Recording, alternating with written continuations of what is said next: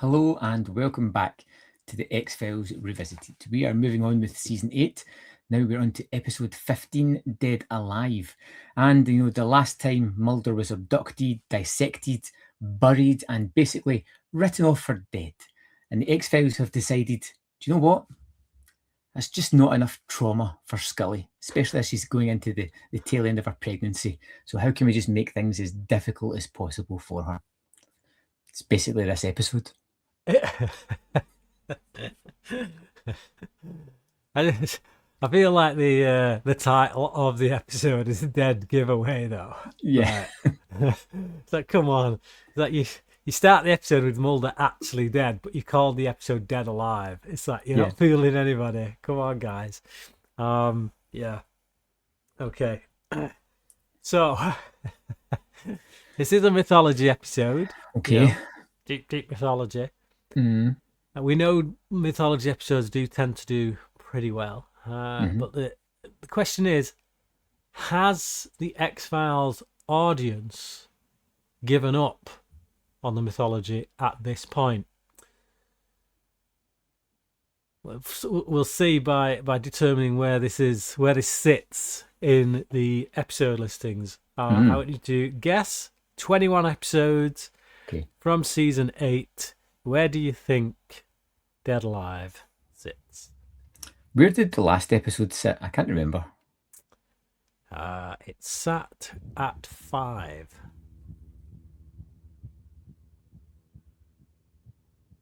Six. Oh, you went in the wrong direction. It's 4. Yes. Oh. Yeah. Oh, well. Yeah. 4. Right. Okay. 217 episodes across the whole series. Where does this sit? I wish I had the memory where I could remember where the last one sat. I wouldn't ask you because I feel like I'm cheating a little bit there.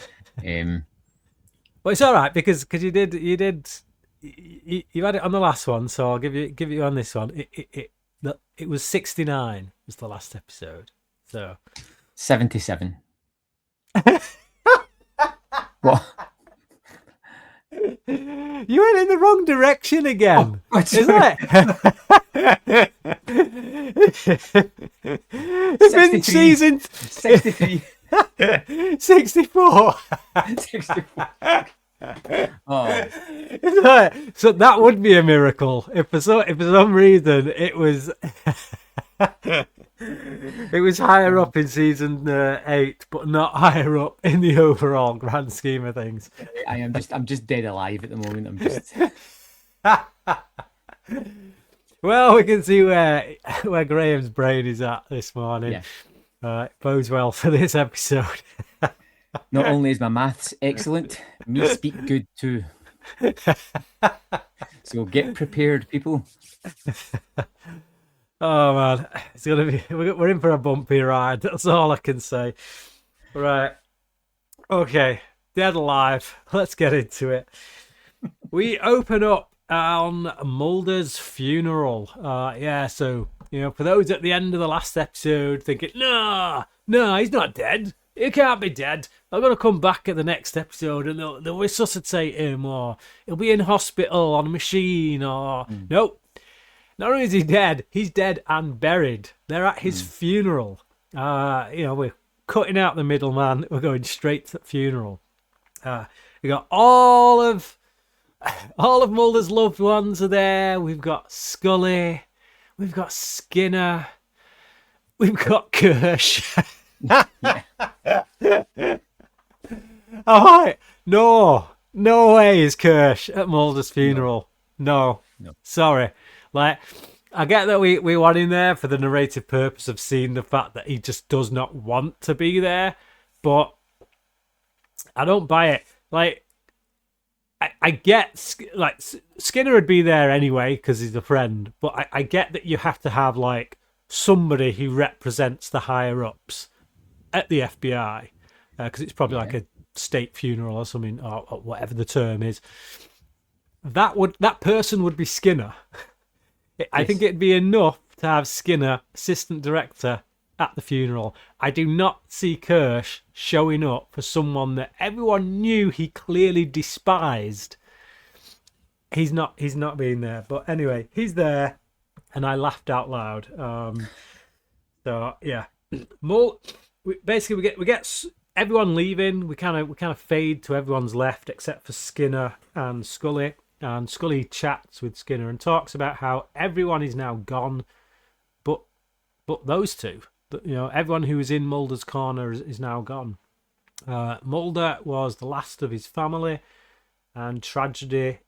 She talks about the tragedy of never finding the truth that he sought, and then on that sad little note that just makes Mulder seem like the most pathetic, tragic figure ever, we go to the opening credits. I'm glad they didn't do it in a voiceover. I'm glad they did it as a conversation. Yes. The field where I died lives long in the legacy. We don't need any kind of things like that whatsoever. It's a fairly good opening, but I feel like you know where it's going. Do you know what I mean? Like, I feel like you know he's coming back. Like you said, the title's Deadalive, and they're doing all this kind of big send off before they do the big rousing. He's back again. Yeah. So it's good, and I like it, but it's mute almost. Yeah, I did find it interesting when as with many two-parters, the first time I saw this was when it was released as a feature-length thing. So I saw the whole two-parter in one unedited thing on DVD, and when it got to this moment, it was kind of like, so he is dead. Because, even the fact that he is dead does raise the intrigue of, I'm pretty sure they're going to bring him back, but how they're going to do it, I don't know. See, I think it would have been different if I didn't know Mulder was coming back, and you hadn't told me he was coming back specifically in this episode. So, like, if I was ambivalent from all that, if I didn't know any of that, and I didn't know where the series was going, I think it would maybe have been a bit more impactful and a bit more surprising. But I knew roughly what was coming. Yeah, and that's probably where I stood when I first watched it, because obviously I watched it when season 8 hadn't even aired yet, because they released these like just before it aired, kind of thing. So I always saw these two-parters on DVD before they came on TV. So in the middle of season 8, when there wasn't much internet hoopla around at this time and whatnot, it was like, I'm not quite sure where they're going. They're making me nervous, quite frankly. So yeah, interesting. But John Doggett goes into Kirsch's office to be commended, also offered a promotion and a transfer from the smuggest looking Kirsch I've ever seen. Skinner looks like he's been ordered to concur, and Doggett smiles and says he has to give it some thought. And you can tell right off the bat, Doggett's given it about as much thought as he's going to give it. Yeah. He just wants to know what the play is. He's like, okay, he wants me out. He wants me gone. Why? What's the play here? But yeah, Kirsch in this scene, I don't think I've ever wanted to slap him more. Just smug. I don't know. There's a bit at the end that I'd really like to give him a good slap. So. Oh yeah, I just mean up to this point. Up to this point. Like, there's a lot in this episode that makes me want to slap him. I mean, he's quite a slappable fellow anyway. But yeah, just the smug look on his face, and the fact that you can see that Skinner's clearly got his hands tied or whatever. So yeah. So Scully congratulates Doggett whilst looking pregnant. He says he's staying.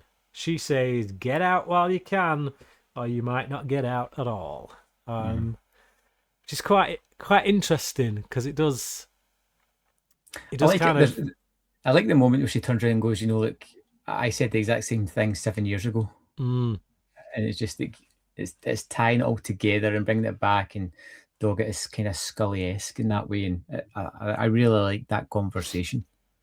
Yeah, and it's just like, as well, with them bringing Billy Miles back in this episode, and having her basically say, yeah, I said that 7 years ago, get out while you can, or you might never leave.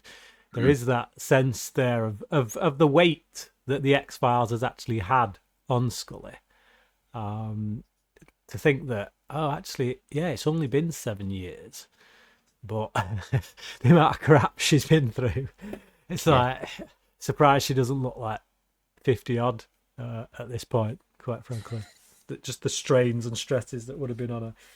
But yeah, and the scene, of course, does one. It makes me warm to Doggett even more because of the fact that he's staying, but also it does kind of, it lets you know a certain sense of naivety that you feel like maybe he has, that you didn't necessarily see in Scully all those years ago, but do now recognise would have been there. Like, because when we're introduced to Mulder and Scully, it's the first time we're introduced to either one of them, so they're both kind of on an even keel in a way.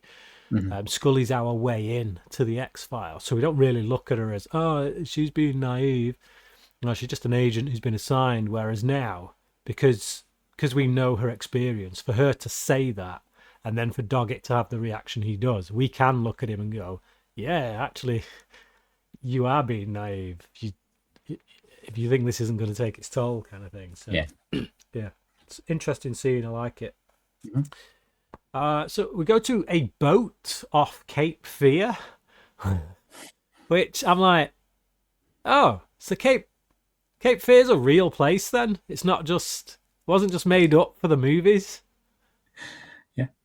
All right. Okay. I just always assumed it was made up for the movies. Didn't realise it was real. Fishing boat finds a body floating. Yeah. Autopsy at 2 a.m. and the body moves. Yeah. And the effects, or the look of the body's just gross. Grim.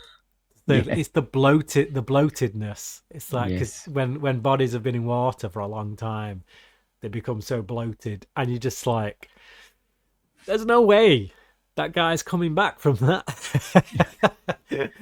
and yet, yeah, movement. The look on the guy's face as well. It's like, because the two guys doing the autopsy, and like the lead guy doesn't see the body move, and the other one does, and he's like, did you just see that? And the guy's like, it's probably just some scientific explanation. And then it's like, nope, he's still breathing, man. It's like, yeah, it's pretty freaky. So Doggett is called by Skinner about Billy Miles, because the body that has just moved has now been identified as Billy Miles. And Skinner calls Doggett to have him come out. We assume to look at Billy Miles, or say hello to Billy Miles, but no, Skinner actually picks up Doggett to take him to look at Mulder's grave, basically to dig Mulder up. Yeah, he goes out on a really big limb. He thinks, hey, you know what? From the patterns of the abductees that were taken, the order in which they were taken, and now the order in which they've been brought back, Billy Miles is seemingly arose from the dead, or is at least still breathing, still ticking. So maybe, just maybe. And I think it's one of those sequences where it's almost glossed over straight away, where you think there is a strange duality within Skinner now, where he is a company man doing what he has to do, but then there is this belief in things that he shouldn't be believing in, or would get him shunned from his peers as well. And it's not highlighted, but it's there and you can see it. He's taking chances, he's taking risks. And I think that's really great for like a little character development that's not even front and center. Yeah. Like Skinner's always walked a tightrope of Yeah. kind of looking out for his agents, but also towing the FBI line. But it's that rope that he's always given them has always been like, hey, you believe what you believe, and as long as you don't let it interfere with, how you're supposed to do your job, then we got no issue. But now it's like, oh, I do actually believe what you believe, but it's not going to go down so well. So that tightrope has got ever thinner, I think. So Skinner picks up Doggett. Doggett advises Skinner not to tell Scully. Then he implies they're not going to see Billy. So yeah, it's actually Mulder's grave, and they're digging it up. So they go to the coroner's office. There's a crowd of people. Doggett clears them out. He's like, "Look, this ain't a peep show. Yeah. On your bike, do one." Which I like. And there is that weird sense of like, it's like when people go past an accident on the motorway. Yes. And they all slow down. You're rubbernecking. And you always go, come on, guys. It's just stop rubbernecking. It's an accident. Have some taste and dignity. Just move on. And then as you start going past it, you just go, you can't help yourself. You just can't help yourself. So that's these people. But Doggett clears them out. And they open the coffin and we see a dead Mulder. His body's still there. He just looks dead as a doornail. That is until Scully, we cut to Scully arriving at the hospital, and she's like, tell me it's true. And I'm like, tell you what's true? That he's dead? That you dug him up and that he's dead? No, that Mulder is hooked up to machines and alive, though technically dead. So, yeah, because like, when they open the coffin, and we see it, I'm just like, oh, that's open and shut. He's still dead. And then we cut to this, and it's like, no, he's alive. So, yeah, technically. Sort of, but no. He's dead alive. Dead alive. Yep, there you go. Okay. So, yeah, it was just a weird cut, just because of how they framed it. But Doggett goes out to talk to Scully. She says she needs to see him. He says, I know, but I wish you wouldn't. So, yeah, he clearly very protective of her at this point, knows the impact that it's going to have seeing Mulder in the shape that he's in, because he essentially does look like a rotted corpse. Yes. 2-month-old rotted corpse. It's like, it's not a good way to see your old friend, to be honest. No. And obviously, Doggett's thinking, we don't know where he's going from this. Like, sure, he looks like he's breathing, but he could be certified, clinically proper dead within the next few days. We just don't know. Why put yourself through this? How long has he been in the grave? I'm sure it said 2 months. I think they said 2 months. Like, it's just wild. I thought that as well, but do you know what I mean? I was just like, surely not. Yeah. Oh man. So she goes in tearful and holds on to Mulder, and a really touching moment, I thought. Really well played by Gillian Anderson, who's got a tough job of like,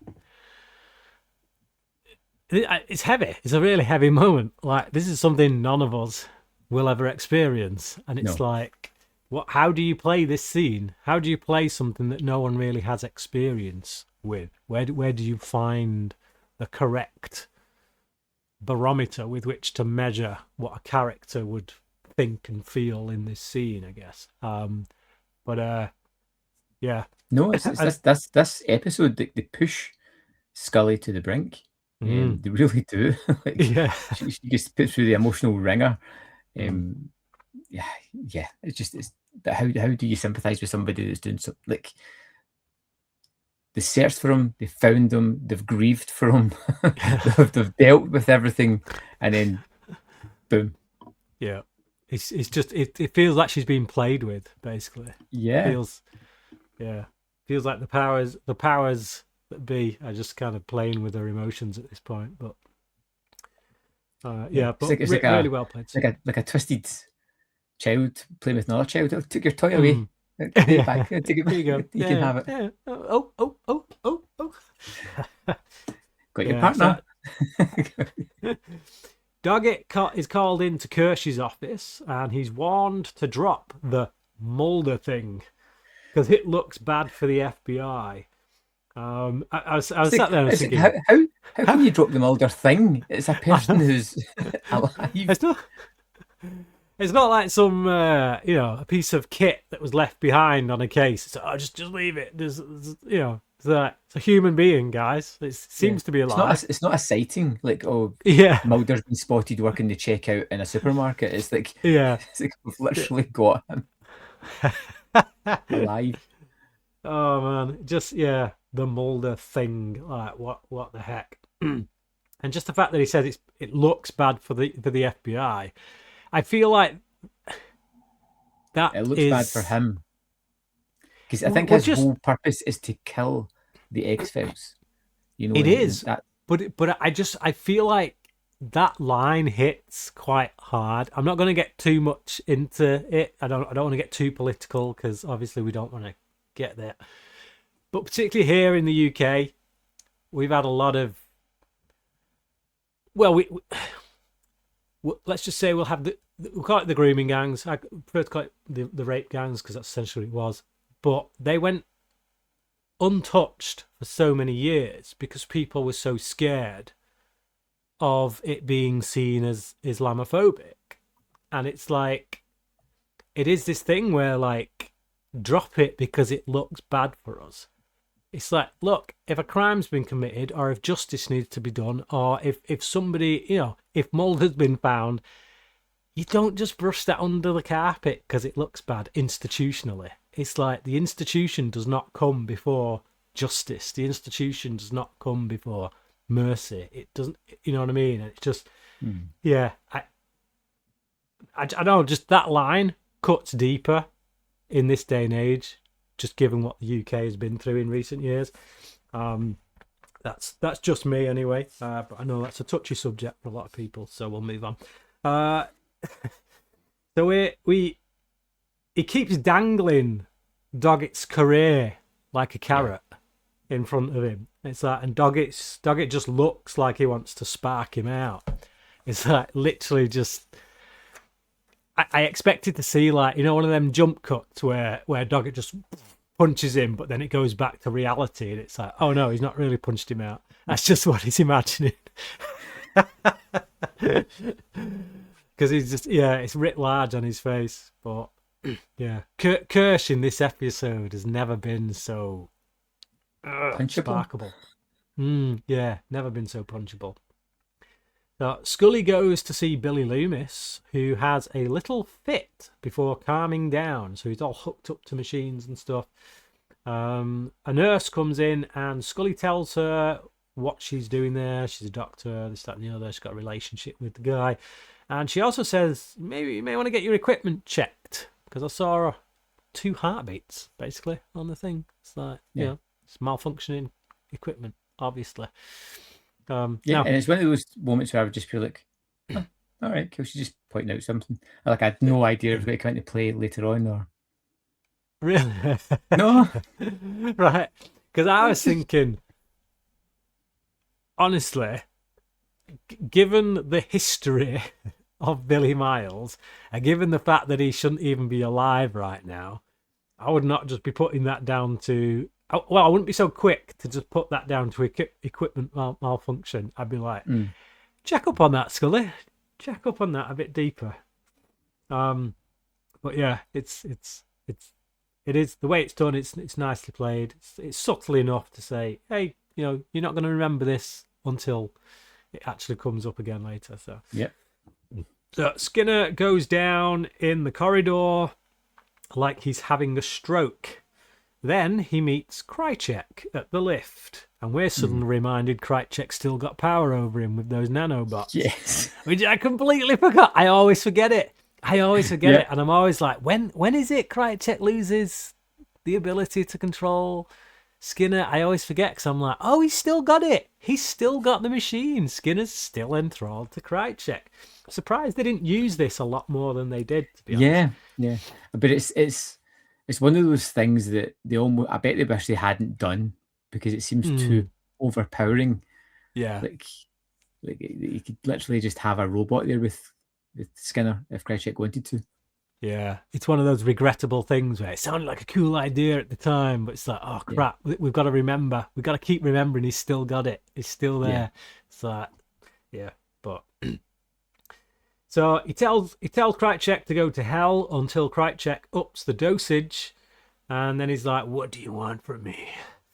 And Krychek again, whenever Krychek rears his head in one of these mythology episodes, I'm always like, yeah. Stuff's got real. It just feels a bit more. It's always a fun addition. Yeah. Like, he's going to cause just utter chaos. He'll lose. Yeah. There's no doubt about it. He's going to just escape at the end, but he's going to cause utter chaos. Yeah. Yeah. He's just an absolutely sly rat fox kind of guy. And it's why he's my favourite villain on the show, because just whenever he pops up, something big's going down. He never just pops up for a random little kind of, monster of the week type thing. Or a comedy episode. It would have been funny to see Krychek in a comedy episode, but I'm glad they didn't do that. So yeah, he's got control over Skinner there. So cut to the next scene, and Krychek sits at Mulder's desk. He says he wants to give Skinner the chance to save Mulder's life. A vaccine. Skinner calls BS, but Krychek says they found him but don't even know what they've got. Skinner makes an unsuccessful grab for the nanobot controller. Yeah, it's just... Oof. Yeah, I'm thinking there must be more than one, surely. More than one controller? Yes. I'm thinking grabbing a bit of paper and ripping it up, but there's like 1,000 photocopies of that bit of paper. Pointless. Yeah, and that's what's keeping Skinner at bay, kind of thing. Because it's like, because I'm thinking actually, yeah, Krychek, you could turn that dial again, but I reckon I could grab all of you and nut you before you get your finger on it to turn it, and then just beat the living crap out of you. Because let's face it, in a fight between Skinner and Krychek, unless Krychek's cornering Skinner from behind with two other dudes with him, I don't think Krychek's coming out of that fight. But Krychek's a cockroach. He survives. He just survives. Mm-hmm. Yeah. This is true. This is true. So, yeah. But there is that thing where you're thinking, go on, Skinner, you could make it. You might have to take a little bit of pain if he hits the button, but you could take him down, no trouble, I think. But yeah, so there you go. Billy wakes up and takes a shower. Oh.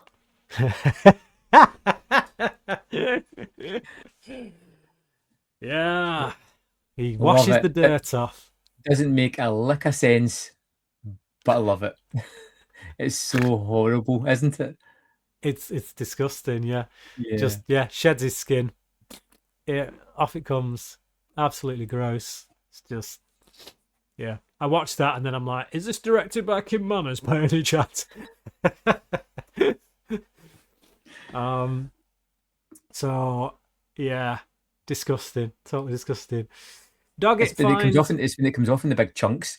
And you just it just gives me a cheesy lump in the back of my throat. Just like, bleh, bleh. Okay. Doggett finds Scully in Mulder's room, concerned for her well-being. He admits to advising Skinner not to open the grave, and Scully chews him out for doing so, not because of the personal connection, but because to know the truth about what caused it is far too important. So yeah, it is like there is an element there where Doggett has closed himself off so much to the point that, like you get it. You can see that he's trying to spare Scully's feelings because in his brain, no, Mulder's dead. People don't wake up from the grave. But given that that's precisely what Billy has done, that does warrant, I think, a pursuit of the truth, even if that truth looks ugly, even if you dig up the body and it is just a decomposed Mulder. It's like, no, actually, we are truth seekers. That is our job. We need to get to the truth.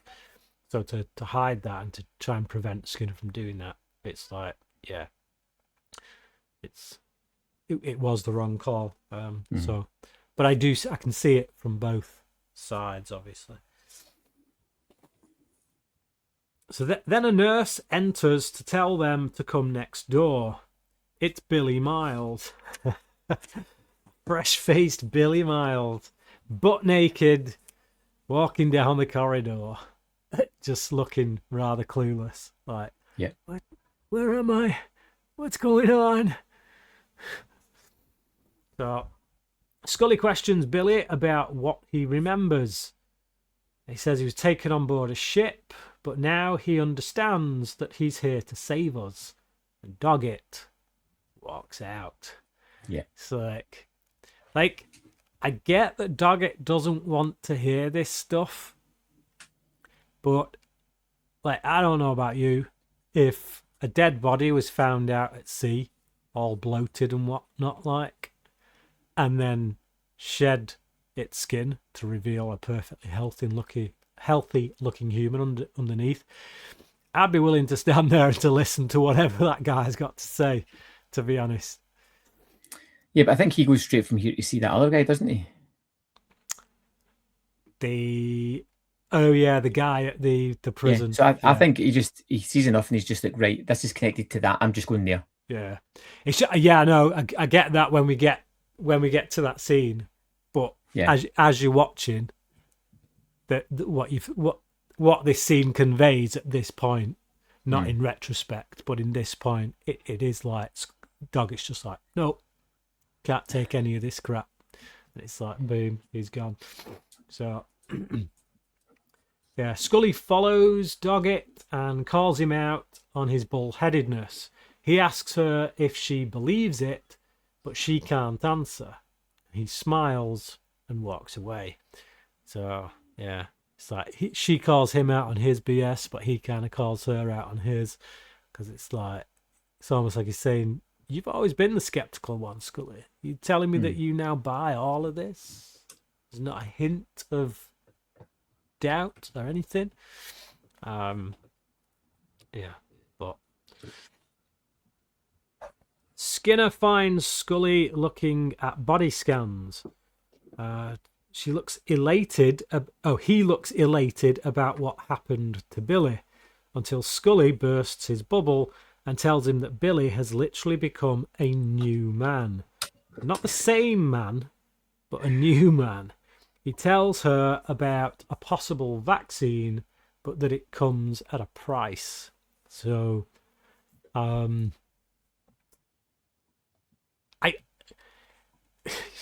it always cracks me up when people, like, is there a reason for Skinner to not tell Scully that it's Krychek?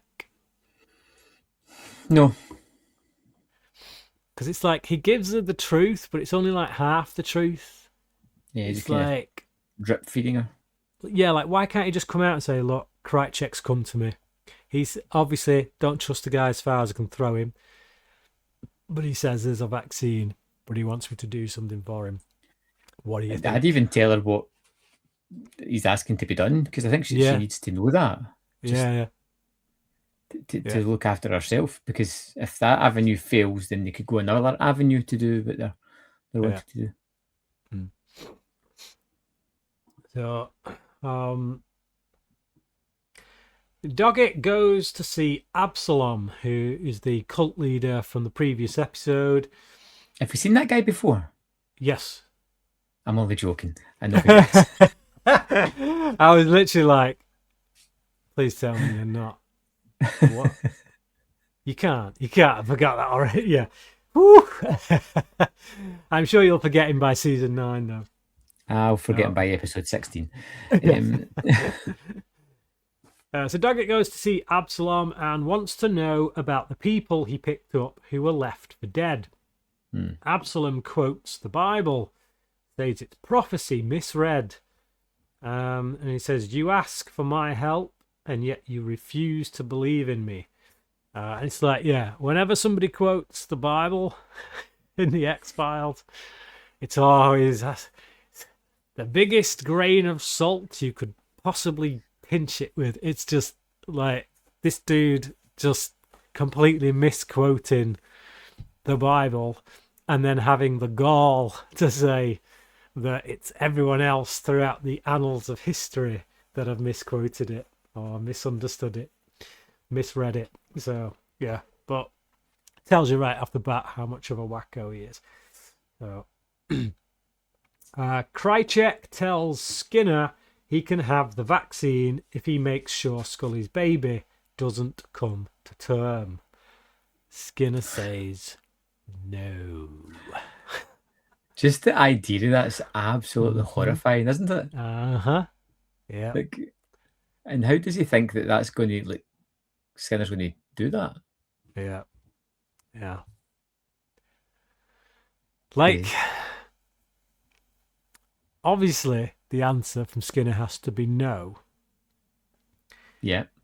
But I'm not quite sure why, for Skinner, the most logical step would be to do what he does next.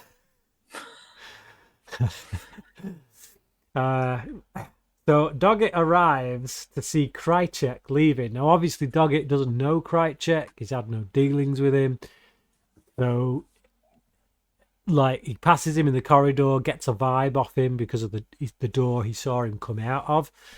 But instinctually, he doesn't think, "Oi, you, stop," straight away kind of thing. So, he sees Krychek leaving, then he talks to Scully about what Absalom said. The abductees, when returned, if not cured, are turned into aliens. So that's what Jeremiah was doing when he was curing these guys. He wasn't just bringing them back from their abuse. He was stopping them from being turned into, like a new form of alien human hybrid type thing. So, Scully says she saw 2 heartbeats on Billy's monitor. Says she needs to prep Mulder for a vaccine that Skinner has acquired. Although Skinner hasn't quite acquired it yet. So Doggett looks sus as he walks towards Mulder's room. The door locks before he gets there. Then he hears Mulder's monitor and kicks the door in to find Skinner trying to kill Mulder. As you do. As you do, yeah. I'm just like, so I get you saying no to Krychek about Amaya's baby. But then you think the next logical step for that is to kill Mulder? Like, it's like, okay, if I can't have the vaccine to cure him, I'm just going to kill him. So, I mean, do you think, is that because Skinner has been told the information that Scully now has? I think it's just to protect her baby. Because that might be used against other people as well. Yeah. I mean, I don't know. It's just, you're just kind of reading into it. Maybe he's thinking Krychek might even go as far as going to Scully and saying, lose your baby or you don't get the vaccine, kind of thing. Yeah. I'm just wondering if this information that Scully's just relayed. Oh no, because it's not. He doesn't know that. It's Doggett who came with that information. So yeah, so he wouldn't know, would he? Yep. Not unless Krychek told him.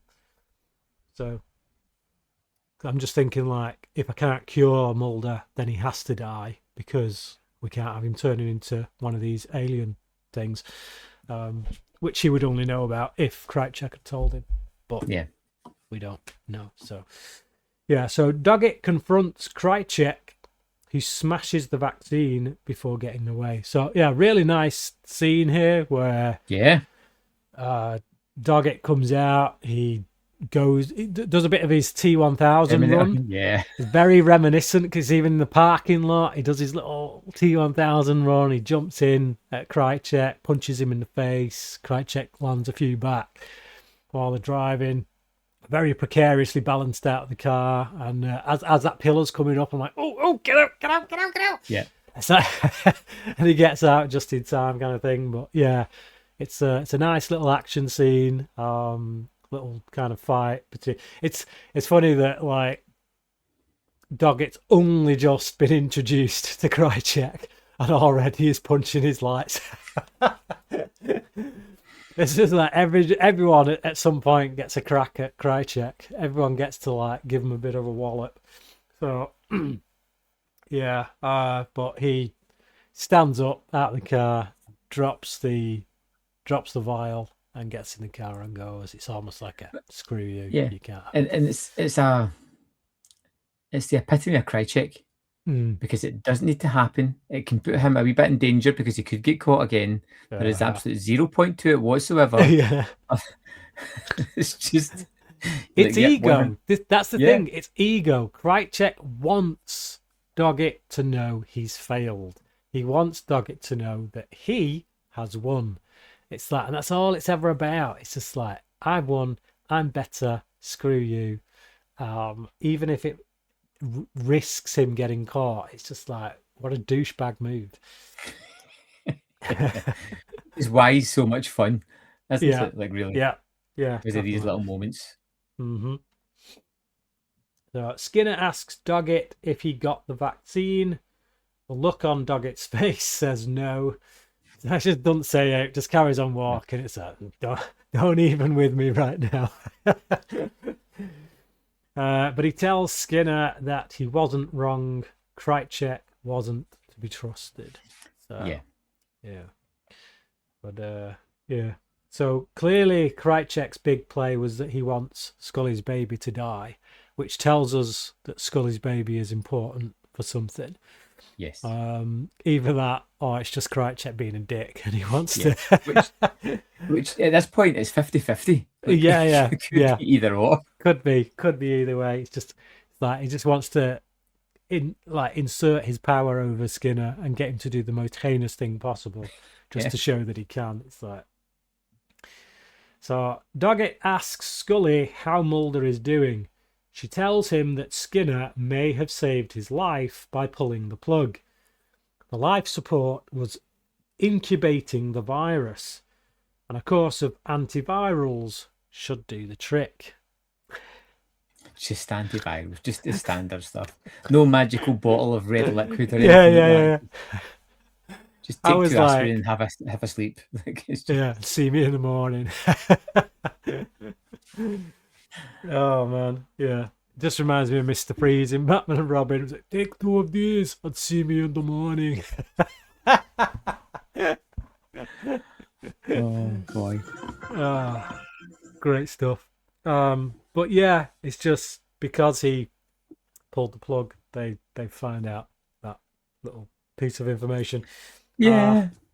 It's just such a, like, we've found a cure for this alien disease. A couple of antivirals would be fine. Yeah. It's wild. I just like, I'm surprised they didn't get Krycek to tell Skinner that he needed to kill Mulder, and then it led to this outcome. So that because that also feels like something Krycek could do, where it's like he does kind of throw him a bone, but it's like, did he have ulterior motive? But it's like, but obviously they want to pinpoint to Scully's baby. They're making Scully's baby an emphasis now. There's something important about Scully's baby, so, and Krycek knows about it. But yeah, like I would like to say that Krycek knew Skinner would do something like this, but I think that's giving him way too much credit. Yeah. So yeah, although I imagine it is the kind of thing Krychek would say later down the line. It's like, I knew you'd do 100%. that. I knew you'd do that. I saved Mulder's life. I knew Yeah. you'd do that. So Doggett asks Scully how Mulder's... Oh yeah, I've just read that scene. Sorry, Doggett called to Kersh's office and basically tells him he belongs in the basement now because he tells Kersh to stick his promotion up his ass, essentially. Yeah. Yeah. And Kersh gets really pissy with him, and you're just like, oh, please just punch him. Just punch him. Yeah. Pay good money to see Kersh getting punched, but yeah. All right, Mulder wakes up, gets Scully all emotional when he... See, I love how the first thing Mulder does is just such a Mulder moment. The first thing he does after months of being away, when he wakes up, is like, looks at her like, who are you, kind of thing. And then she gets all like, you see in her face the desperation. It's like, no. And then he's like, and then he smiles, and it's kind of like pulling her leg, and it's just like, you douchebag. After all this time and everything she's been through, you pull a move like that. That's like such a douche move. Like I said, this whole episode is designed to just almost push Scully over the edge. This woman is heavily pregnant. How can we try and cause her as much trauma as we can? But it is a beautiful moment, and again, the way Gillian Anderson as a performer responds to that,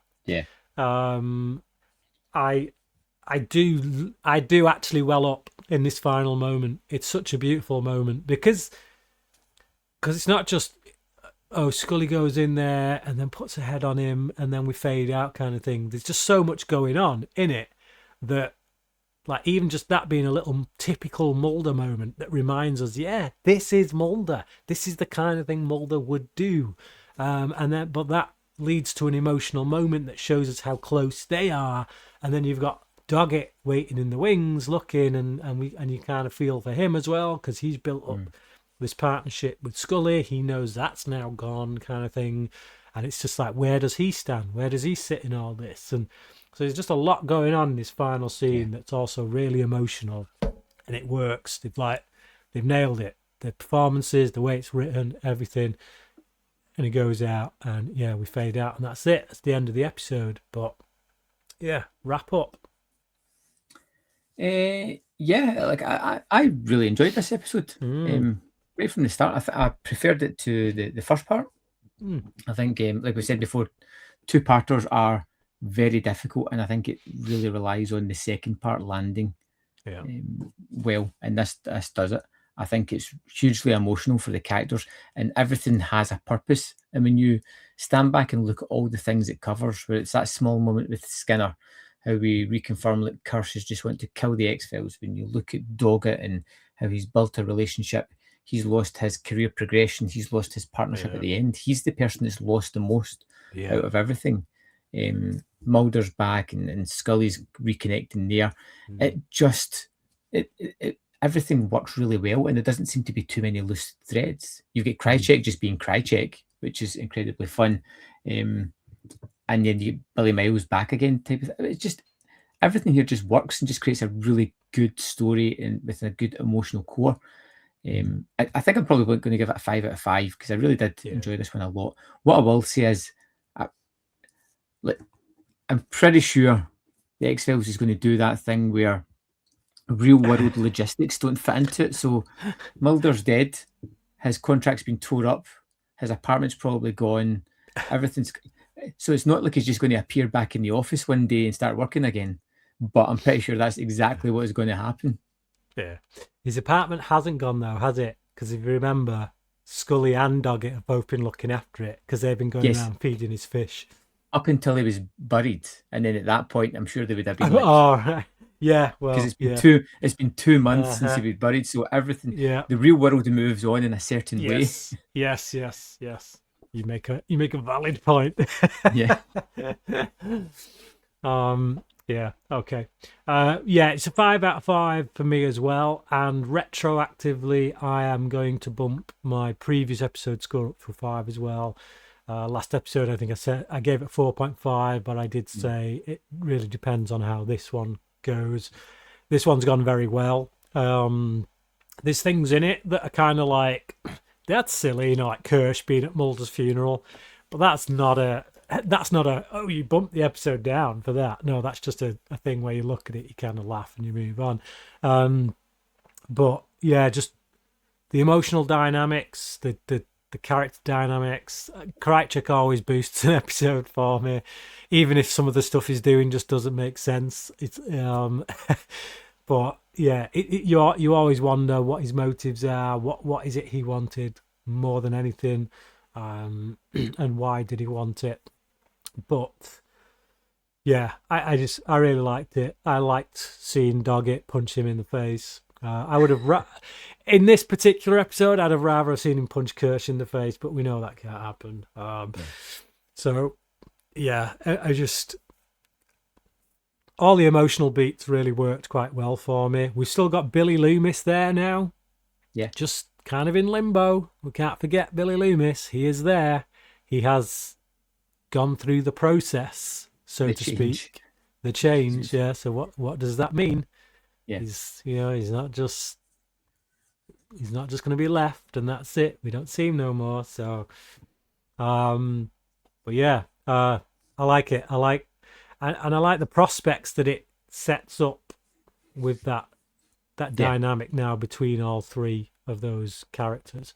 And I think way back when I first saw this, those initial thoughts that I had when season 8 began of, oh, could Doggett be a bad guy? Will he ultimately end up being against them?